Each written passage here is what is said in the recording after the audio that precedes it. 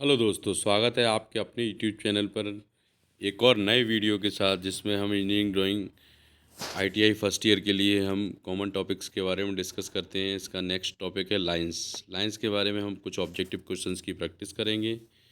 तो सबसे पहला क्वेश्चन दिया गया है, in engineering drawing various engineering lines are used, identify the line used for the projection line. Projection line के रूप में इनमें से कौन सी रेखा उपयोग में लाई जाती है? तो option A 0.1 mm, option B 0.2 mm, option C 0.2 mm पर ये कर्व लाइन के रूप में दिया गया है, option C 0.2 mm long break line के रूप में दिया गया है।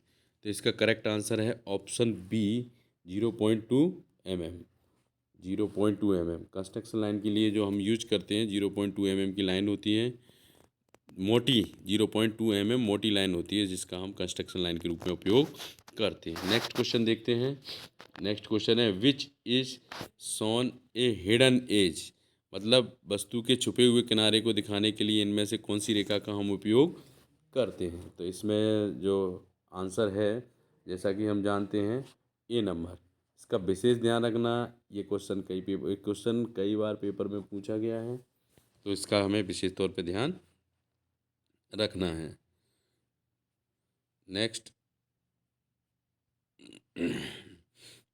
नेक्स्ट है, from the following line which line always change its direction. ऐसी कौन सी लाइन है जो हमेशा अपनी निरंतर अपनी दिशा बदलती रहती है? तो ये हॉरिजॉन्टल लाइन है, ये वर्टिकल लाइन है बी ऑप्शन में, सी ऑप्शन में कर्व लाइन है, डी ऑप्शन में लॉन्ग ब्रेक लाइन है। तो इसका आंसर है सी। सी ऑप्शन वाला जो ऑप्शन है, इसमें जो बिंदु होता है, बिंदु हमेशा अपनी डायरेक्शन चेंज करता रहता है, जैसा कि हमने थ्योरी में पढ़ा था।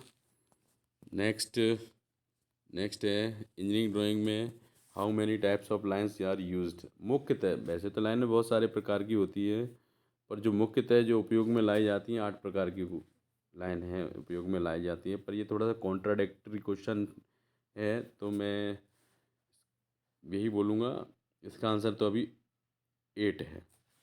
What is the main base of the engineering drawing. Engineering drawing का मुख्य आधार क्या है? मतलब इंजीनियरिंग ड्राइंग में ज़्यादातर हम लाइनों के द्वारा काम करते हैं, तो लाइन ही मुख्य आधार है, लाइंस का ही विशेष रोल रहता है। तो इसका आंसर है ऑप्शन सी। ऑप्शन ए में मेजरमेंट, इस option B scale, option C line, option D word. तो रेखाओं के द्वारा हम इंजीनियरिंग ड्राइंग को निरूपित करते हैं, तो मोस्ट इम्पोर्टेंट लाइन है इसका answer. What do you call figure made by meeting to dots. दो बिंदुओं को मिलाने वाली ऑब्जेक्ट क्या कहलाती है? दो बिंदुओं के मिलाने से हमारे पास क्या मिलती है? दो बिंदुओं को मिलाने से हमें एक रेखा प्राप्त होती है, जिसको हम बोलते हैं लाइन। इसका करेक्ट आंसर है लाइन। नेक्स्ट है, what is the thickness of the thin line. पतली रेखा की मोटाई कितनी होती है? पतली रेखा की मोटाई होती है 0.2 mm। पतली रेखा की मोटाई होती है 0.2 mm। इसमें आंसर गलत दिया है, इसमें कोई भी ऑप्शन 0.2 mm नहीं दिया गया है, 0.2 mm होती है। तो ये विशेष तौर पे ध्यान रखना है आपको। थिन थिन लाइन की मोटाई 0.2 mm होती है, 0.2 mm याद रखना। What is the thickness of the thick line. जो continuously thick line object line बनाई जाती है, उसकी मोटाई 0.5 mm होती है। इसमें कोई भी ऑप्शन सही नहीं है, मिसप्रिंट हुई है बुक में, कोई बात नहीं। तो इसका आंसर 0.5 mm याद रखना। नेक्स्ट है नेक्स्ट है एक्सटेंशन लाइन। एक्सटेंशन लाइन के बारे में जानना चाह रहा है।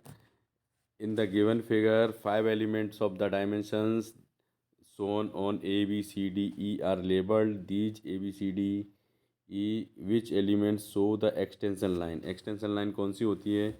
जब हम किसी भी ऑब्जेक्ट की लंबाई को दर्शाते हैं, तो एक लाइन ये बनाते हैं पहले, एक लाइन ये बनाते हैं। तो ये जो दो लाइनें बनाई जाती हैं, इन्हीं को बोलते हैं एक्सटेंशन लाइन। इसी को बोलते हैं हम एक्सटेंशन लाइन। तो आंसर है इसका ई। ई के रूप में हम इसको व्यक्त करते हैं।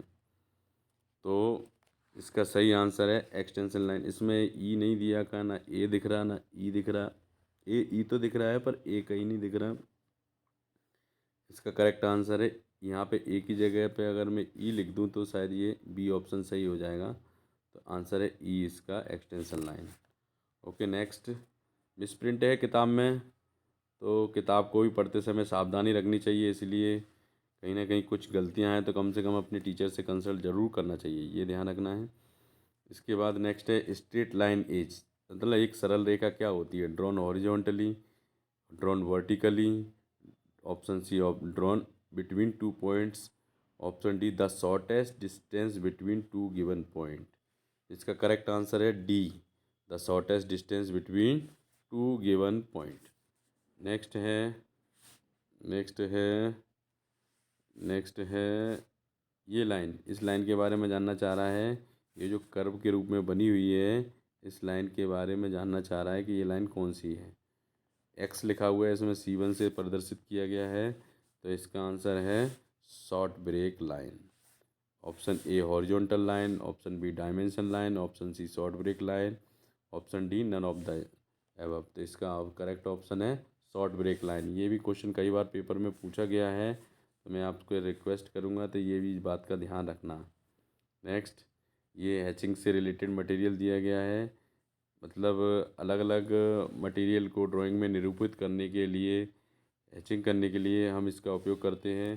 तो ये इस टाइप की हैचिंग, जैसे कि इसमें एक आड़ी लाइन है और बाकी सीधी लाइनें बनी हुई हैं, तो इस टाइप की जो हैचिंग है वो हम किस लिए उपयोग करते हैं? ऑप्शन वुड या प्लाईवुड के लिए, या कास्ट आयरन या स्टील के लिए, ऑप्शन सी एस्बेस्टस या सिंथेटिक मटेरियल के लिए, ऑप्शन डी वाइट मेटल या जिंक के लिए। तो इसका आंसर है एस्बेस्टस या सिंथेटिक मटेरियल के लिए हम इस प्रकार की हैचिंग उपयोग में लाते हैं। इसका ध्यान रखना, इसका विशेष तौर पे ध्यान रखना। किताब में हैचिंग से रिलेटेड कई बार क्वेश्चन पूछा गया है क्वेश्चन पेपर में, इसका हमें ध्यान रखना है। नेक्स्ट है the convention section of the material is shown in figure. वहाँ पे जो पेपर आएगा वो हिंदी इंग्लिश दोनों में आएगा, तो कोई ज़्यादा टिपिकल नहीं है, इंग्लिश या हिंदी आप इसको पढ़ सकते हो।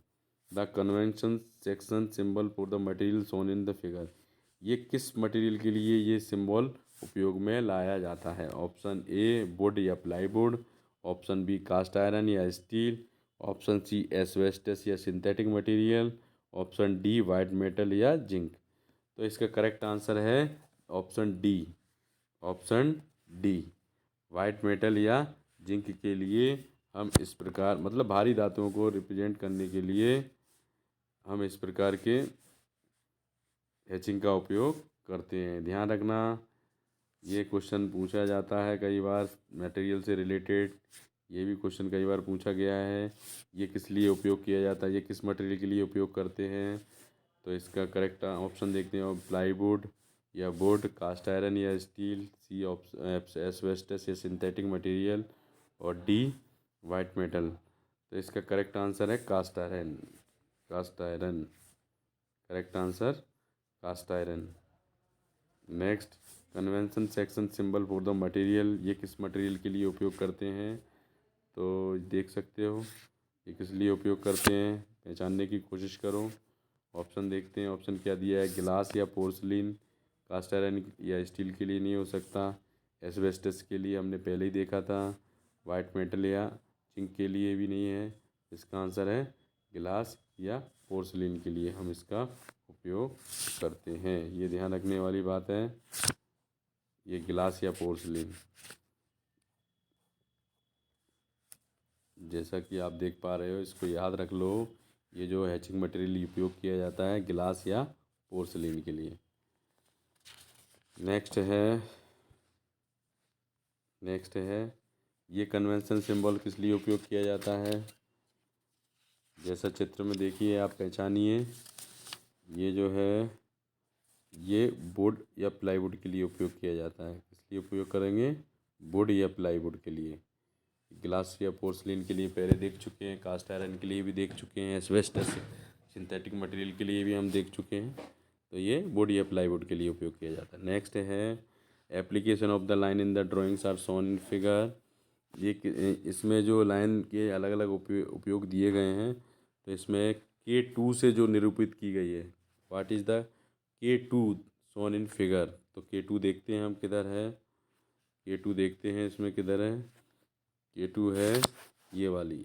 मतलब इस लाइन के बारे में जानना चाह रहा है, इस लाइन के बारे में कि ये जो लाइन है वो किस लिए उपयोग की जाती है। जो long short, two short and long, तो इस टाइप की जो लाइन होती है इसको हम बोलते हैं चेन लाइन। और इसका उपयोग हम अल्टरनेटिव पोजीशंस दिखाने के लिए उपयोग करते हैं।